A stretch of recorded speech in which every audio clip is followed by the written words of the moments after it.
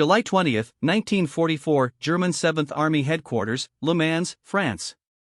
General Friedrich Dollmann's successor, SS officer Ora Pirapala, examined the intelligence summaries with mounting disbelief. 6 weeks after D-Day, American forces were receiving supplies at a pace that contradicted every principle of Wehrmacht logistical doctrine. The hastily jotted margin notes on his briefing would later be discovered in captured German files. The Americans are running field bakeries barely 15 kilometers from the front. This is either exaggeration or a transformation in military supply we do not yet grasp. Through intercepted radio traffic and dispatches from forward observers, German intelligence had recorded something that defied 4 years of Wehrmacht warfare. American soldiers, still locked in brutal hedgerow fighting in Normandy, were obtaining not only ammunition and fuel but hot meals, fresh bread, letters from home, and even, according to one astonished report, donuts handed out by women in Red Cross uniforms. The first Red Cross Club Mobile had actually come ashore on July 16, just 4 days earlier. These converted trucks, staffed by American female volunteers, had somehow been judged important enough to justify scarce shipping space across the Atlantic. To the Wehrmacht, which had stripped even basic comforts from its troops in the name of operational austerity, this dedication of resources to morale seemed like strategic lunacy. What German officers did not yet realize was that they were witnessing not American indulgence, but American industrial logic applied to warfare. The ability to deliver comfort items to frontline soldiers was not separate from military strength, it was the ultimate demonstration of it. An army that could bring donuts through artillery fire could certainly deliver unlimited ammunition. German confidence in American logistical frailty had deep origins. Since 1940, Wehrmacht analysts had scrutinized U.S. doctrine, and their verdicts had been uniformly dismissive. Foreign Armies West, under Oberst Alexis von Wren, repeatedly described American reliance on material comfort as a fundamental liability. The arithmetic appeared to validate German assumptions. U.S. planning documents recovered from a wrecked glider in Sicily showed that American forces required roughly 45 pounds of supplies per soldier per day, compared to Wehrmacht rations that ranged from 9.3 when idle to 20 in typical operations. German officers who had endured far worse in Russia considered this proof of American softness. General Feldmarschall Gerd von Rundstedt, Commander-in-Chief West, expressed standard Wehrmacht views during a May 1944 staff meeting. According to later testimony from his Chief of Staff, General Gunther Blumentritt, the Americans require triple our supply tonnage. They think war is a question of material. We showed in Russia that willpower triumphs over material. When their complex supply system meets the friction of combat, it will collapse. This was more than rhetoric, it reflected core German military philosophy. Wehrmacht doctrine emphasized initiative, improvisation, and frugality. German troops were trained to live off the countryside, to operate independently when isolated, to keep fighting without steady supply. The American determination to sustain logistics chains for items the Germans deemed frivolous, chocolate, cigarettes, stationery, seemed to confirm Nazi propaganda about democratic decadence. Wehrmacht logisticians had calculated the supposed impossibility of American plans. Captured records show Major Heinrich von Stulpnagel of Army Group B arguing that supplying 12 divisions across open beaches would require 8,400 tons daily. No military force in history has delivered even half this amount without functioning ports, he concluded. The Americans claim they will do this under fire. It is mathematically impossible. What German analysts had failed to understand was the magnitude of Allied preparation. For 2 years, the United States had been converting Britain into what Eisenhower called one gigantic military base. By June 1944, the Americans and British had accumulated 2.5 million tons of supplies, enough to fill a freight train running from London to Edinburgh and back. The armada that crossed on June 6 was the largest naval operation in history, 6,939 vessels, including 4,126 landing craft. But beyond the raw numbers lay innovations German planners never anticipated. Among the specialized ships were LSTs converted into floating kitchens, complete with ovens and ranges capable of baking bread at sea. U.S. Navy records note that LST-357 carried refrigeration units holding 32 degrees temperatures during the Channel transit, and LST-491 contained a full-field bakery ready for use within hours of landing. These were not last-minute improvisations but deliberate investments that German doctrine would have considered wasteful. E-boat patrols encountering Allied convoys recorded baffling observations. Korvettenkapitän Friedrich Hoffmann, commander of E-boat flotilla S-130, wrote in his diary, observed unusual vessels in Allied convoy appear to be modified merchant ships in naval gray. Purpose uncertain, but emitting smoke like factory ships. By June 26, D+20, American logistics had achieved what German doctrine insisted was impossible. Despite fierce fighting and without a single functioning port, the Americans were landing roughly 15,000 tons of supplies per day on the Normandy beaches. By contrast, the entire German Army Group B was receiving only 8,000 tons weekly. Quartermaster records show that by this date, mobile bakeries were running at Omaha and Utah, each producing 60,000 pounds of fresh bread daily. This was not the hard biscuit that German troops lived on, but soft white and whole wheat loaves baked through the night and distributed warm each morning. German intelligence officers could not reconcile these realities. Hetman Franz Gaukel, intelligence officer of the 352nd Infantry Division, reported on June 28, documents later seized at his post American frontline troops are receiving packaged meals with canned meats, vegetables, crackers, candy, and cigarettes. Each ration contains more variety than our men have seen in months. They throw away half-eaten portions our soldiers would consider banquet fare. The rapid establishment of the American supply system defied all Wehrmacht experience. By June 30, the Americans had landed 71,000 vehicles, 448,000 tons of material, and built 97 supply dumps across the beachhead.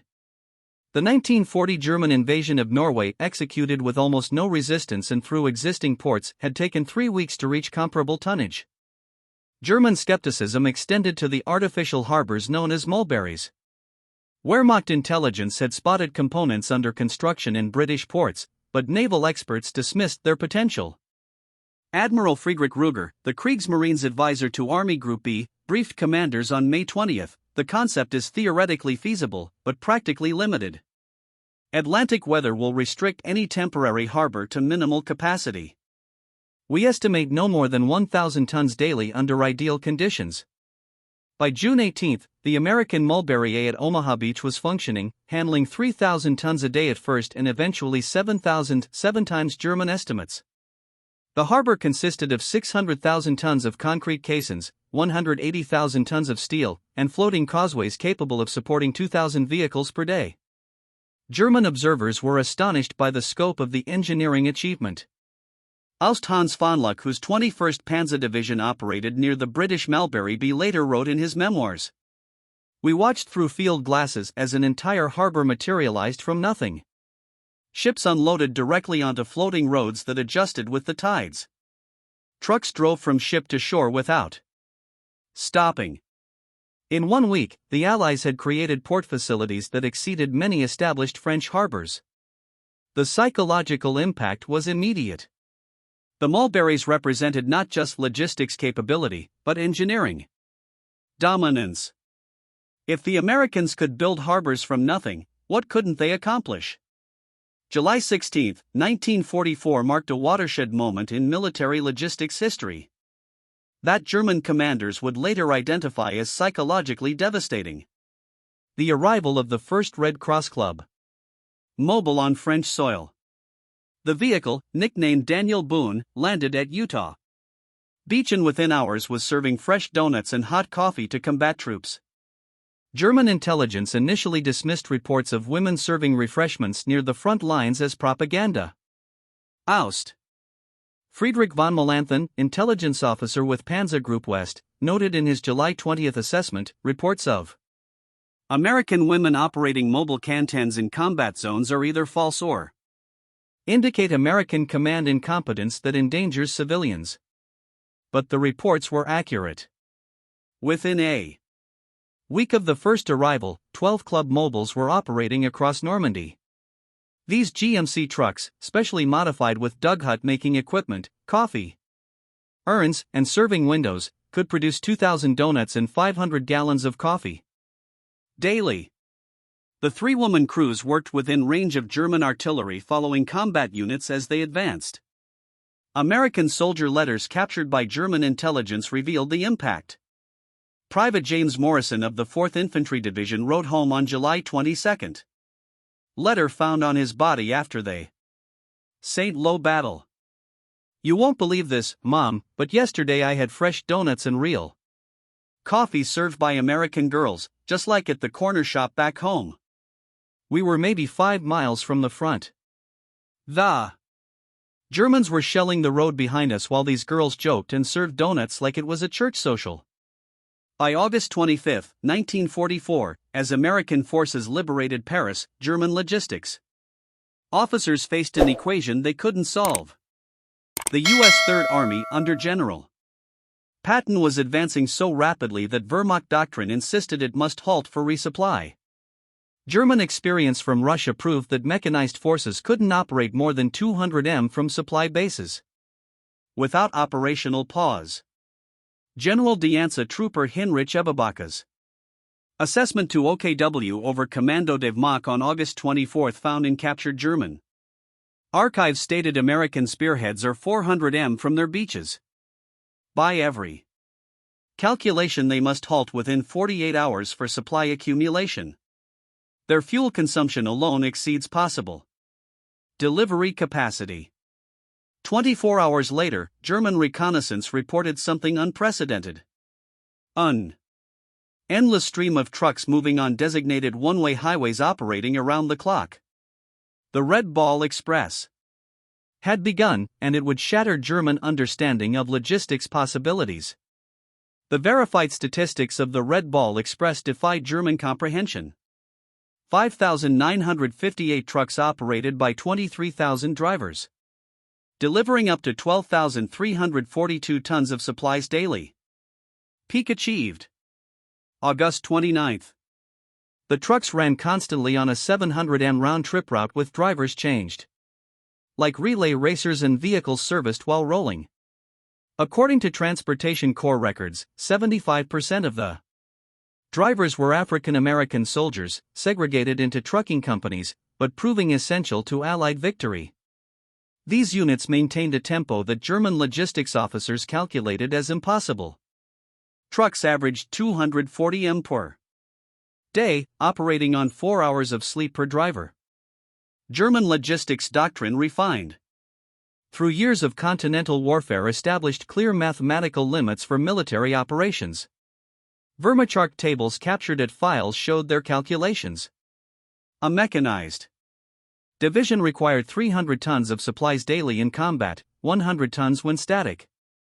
Delivery capacity decreased 30% for every 100 kilometers from supply bases.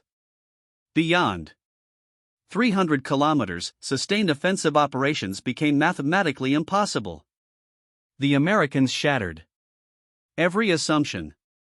By September 1944, they were delivering 20,000 tons daily to forces operating 500 m from the beaches. A single American armored division was consuming 750 tons daily and receiving it. The First Army alone was burning 800,000 gallons of gasoline daily, more than the entire Wehrmacht. Western Front weekly allocation. General Major Fritz Baulein, commanding the remnants of Panzer Division, made a bitter assessment in a letter to his wife found after his capture. We are not fighting soldiers anymore, but an industrial process. They do not defeat us in battle. They overwhelm us with trucks. September 1944 brought reports German engineers refused to believe American forces were constructing fuel pipelines from the invasion beaches directly to advancing armies.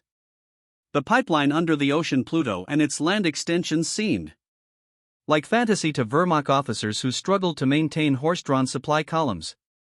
Major Hans Quain, of Wehrmacht engineer who had built fuel depots across occupied Europe, submitted an analysis to OKW on September 10. Captured at Archon. Pipeline construction requires specialized steel, precision joints, pumping stations every 30 kilometers. The Americans claim to be laying 50 kilometers daily using prefabricated sections. This exceeds German peak construction rates by factor of 10. The first Pluto line became operational September 22, initially delivering 56,000 gallons daily to Cherbourg. By October, with multiple lines operational, delivery reached 300,000 gall. By March 1945, the system would achieve its full capacity of 1 million gallons daily, exceeding the fuel consumption of entire German army groups.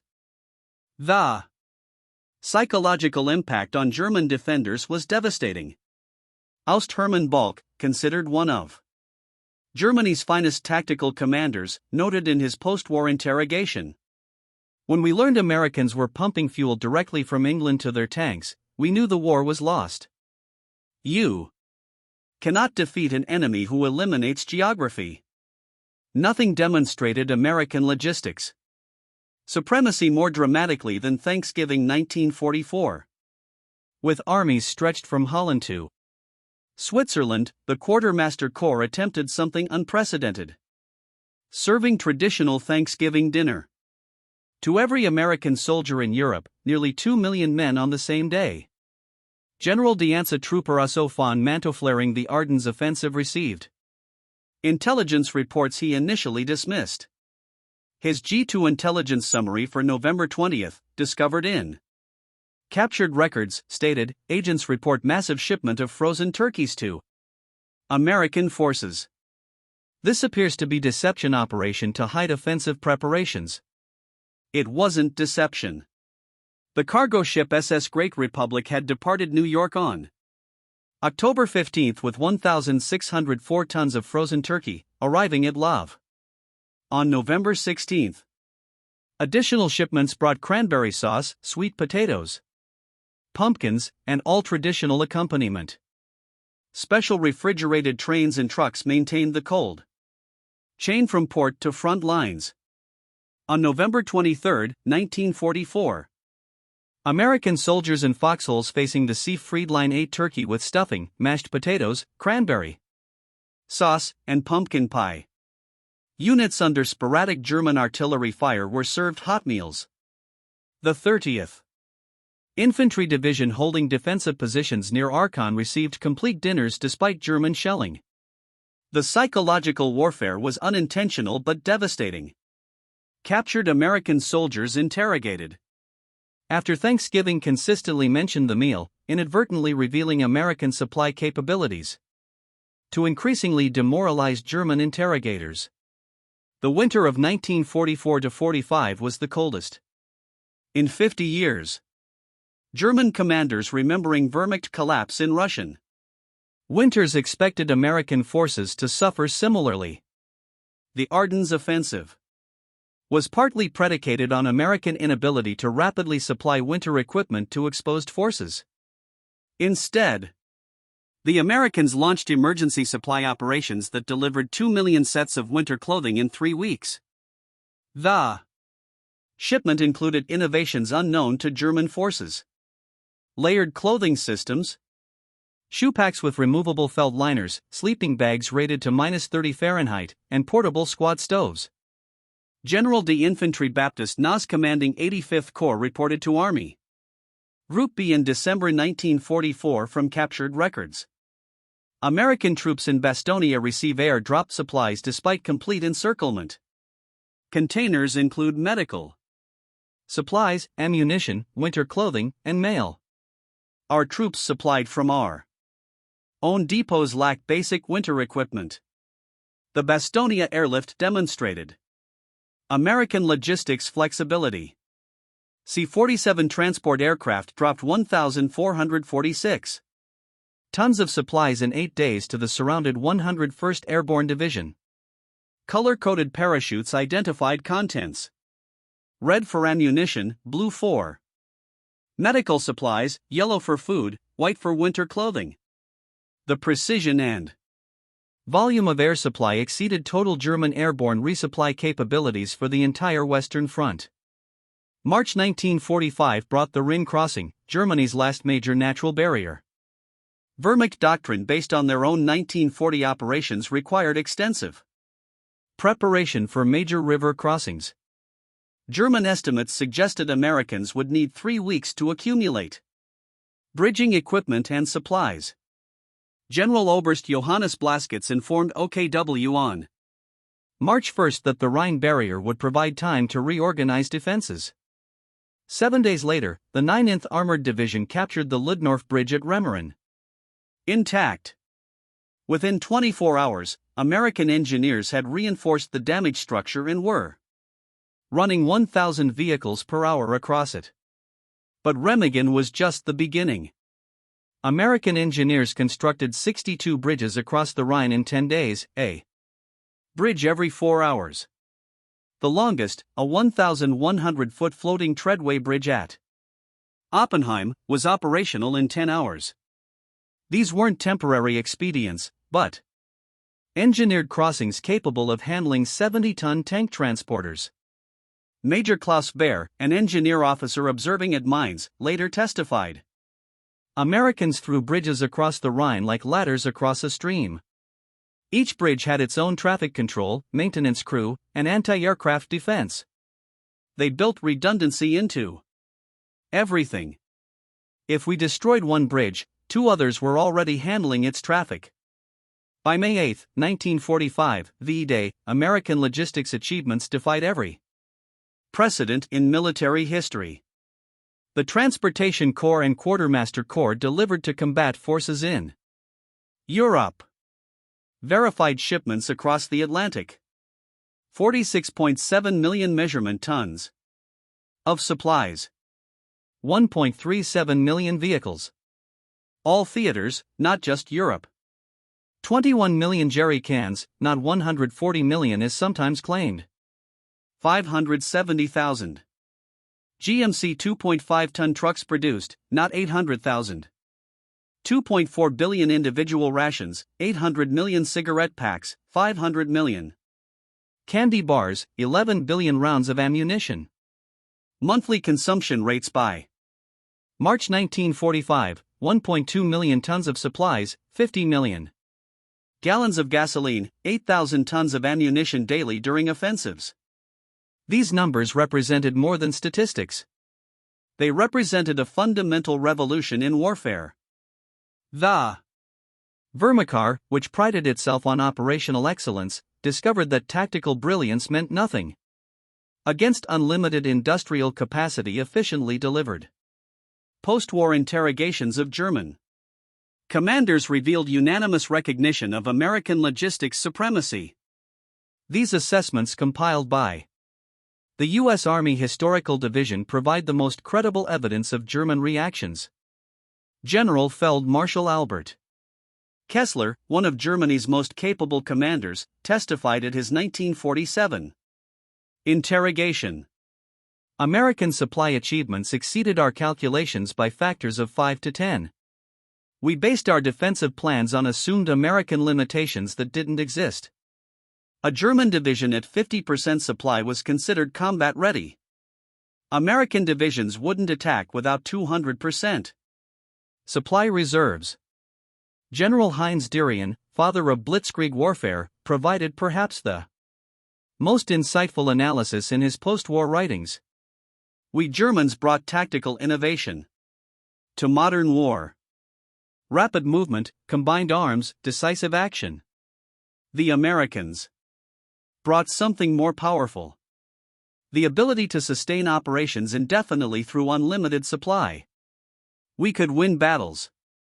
They could feed armies. History shows which mattered more. General Franz Halder, former chief of the German General Staff, offered a philosophical assessment during his work with the U.S. Army Historical Division. The American approach represented a conceptual revolution we didn't understand. We saw logistics as supporting operations. They saw operations as the delivery mechanism for logistics. They didn't defeat our army. They buried it in abundance. While German commanders focused on European operations, Japanese military assessments reached identical conclusions about American logistics supremacy. Admiral Isoroku Yamamoto had predicted before Pearl Harbor, "We can run wild for 6 months, then American industrial capacity will overwhelm us." General Yoshiro Umezu, Japanese chief of Staff provided complimentary testimony. We studied American island hopping. Tactics, searching for weakness. We found none because tactics were secondary. They established supply bases that delivered more materials 5,000 miles from America than we could deliver 50 miles from Japan. Every battle was decided before it began in factories and cargo ships. This specific validation matters because it demonstrates the universal nature of American logistics revolution. Whether fighting in European hedge or Pacific atolls, American forces maintained supply superiority that redefined military possibility. American logistics success stemmed from innovations that seemed mundane individually but revolutionary collectively. Standardization. Every American vehicle used interchangeable parts. A truck damaged in Italy could be repaired with parts from France.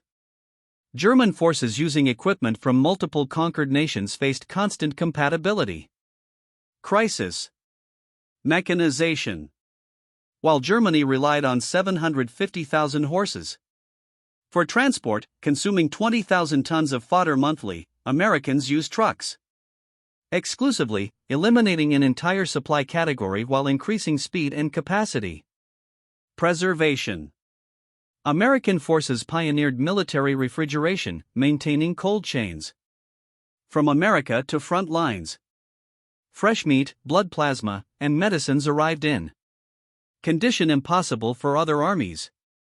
Communication. Americans laid 100,000 m of telephone wire in France alone, enabling real-time supply coordination. German forces relied heavily on motorcycle couriers, delaying supply response by days. Specialization.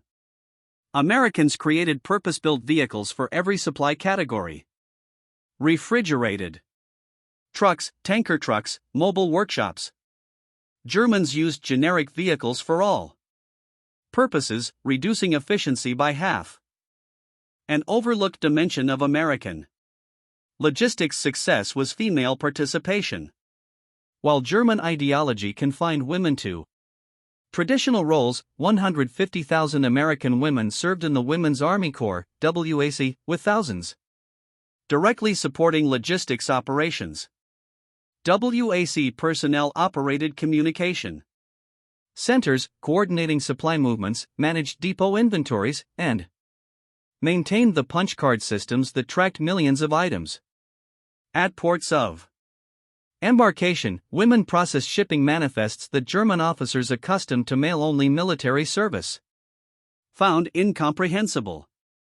Lieutenant Colonel Elna Hilliard, WAC, commander in the European theater, commanded more personnel than most German regiment commanders. Her post-war report noted, WAC personnel processed 40% of all supply documentation in the ETO. We freed thousands of men for combat while improving logistics efficiency through specialized training. This gender integration doubled American military effectiveness by utilizing population resources Germany ideologically rejected. American logistics superiority became an unintentional but devastating form of psychological warfare. German soldiers who hadn't seen chocolate since 1942 could smell it on American PS Wehrmacht units surviving on sawdust. Extended bread could hear American troops complaining about monotonous rations that contained more variety than German soldiers had seen in years. Captured German letters revealed the impact. Writer Wilhelm Hoffmann wrote to his wife in December 1944. Letter found in destroyed bunker. The Americans we captured are better fed as prisoners than we are as soldiers. They throw away half-eaten chocolate bars. They use white bread for cleaning their rifles. We are fighting the entire wealth of America. This demoralization extended to German commanders. General Dear Infantry Hans Schmidt testified in 1947. My soldiers fought courageously despite overwhelming odds. But when they discovered Americans were receiving ice cream and mail while we lacked ammunition and medical supplies, morale collapsed. You cannot maintain fighting spirit against such disparity. German officers who witnessed American logistics capacity weren't surprised. When the Marshall Plan was announced in 1947, they had observed American to deliver unlimited resources across impossible distances. The nation that could supply armies across oceans could certainly rebuild a continent. General Lucius Clay, military governor of the American occupation zone, employed former Wehrmacht logistics officers to help manage German reconstruction. Their experience with American supply methods proved invaluable. Colonel Hans von Griffenberg, former chief of staff to Army Group Center, worked with American administrators, later noting, Americans applied the same logistics principles to peace that won the war. Standardization, mechanization, communication, and abundance. The Marshall Plan was military logistics redirected to civilian reconstruction. When North Korea invaded South Korea in June 1950, American forces initially struggled tactically. But within weeks, American logistics dominance reasserted itself. Former Wehrmacht officers serving as NATO advisors observed the repetition of patterns they had witnessed in 1944 to 45. General Adolf Heuinger, Wehrmacht operations chief who became chairman of the NATO Military Committee, noted, in Korea, Americans again demonstrated that modern war is won by supply superiority. They delivered more tonnage to Busan in 3 months than Germany delivered to Stalingrad in 2 years. Communist forces might win battles, but they cannot match American logistics. Harvard Business School began studying World War II American military logistics in the 1960s as the foundation of modern supply chain management. Professor Theodore Levitt identified direct lineage from military innovations to business practices. Containerization, just-in time delivery, computerized inventory, total quality management all originated in American military logistics 1942-45. D-Day didn't just liberate France, it created modern business logistics. This civilian application multiplied the strategic impact of wartime innovations. The same principles that delivered supplies to Normandy beaches later delivered global commerce, cementing American economic dominance for decades. Despite being allies, Soviet commanders were equally stunned by American logistics capabilities. Marshal Gorgy Zhukov, who received American Lend-Lease supplies, wrote in classified memoirs released after 1991. Americans delivered 500,000 vehicles to us, more than our entire production. But more impressive was their delivery system. They shipped from Detroit to Vladivostok to Moscow with precision we couldn't achieve from Moscow to Stalingrad. Marshal Ivan Konev was blunter in private correspondence. If we fight America, we face not their army, but their factories. They can deliver more supplies to the opposite side of Earth than we can deliver to our borders. This is not military superiority, but industrial transcendence. American logistics success in World War II required processing unprecedented information volumes. The punch card systems managing military supplies operated largely by WAC personnel represented the largest data processing operation in history to that point. IBM machines tracked millions of items from factory to foxhole. Every bullet, bandage, and boot was coded, counted, and tracked. This military requirement drove computer development that would define the post-war era.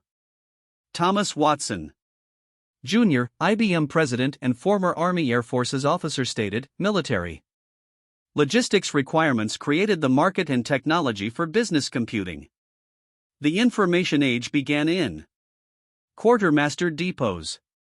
To understand the revolution American logistics represented, consider Normandy.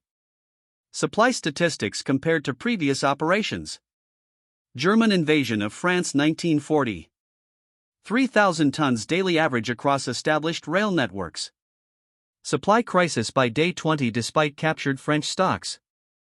Horse-drawn supply columns. Averaged 12 miles daily. American operations in Normandy 1944. 15,000 tons daily average across open beaches. Continuous expansion through day 90. Motorized supply columns averaged 240 miles daily. This five-fold increase in tonnage combined with 20-fold increase in delivery speed created operational tempo Germany couldn't match. Field Marshal Bernard Montgomery, often critical of American tactical methods, delivered the definitive assessment in his memoirs. American logistics was a war-winning weapon more decisive than any secret weapon Germany developed. They could execute any strategy because they could supply any operation. We had to design strategies around logistics limitations.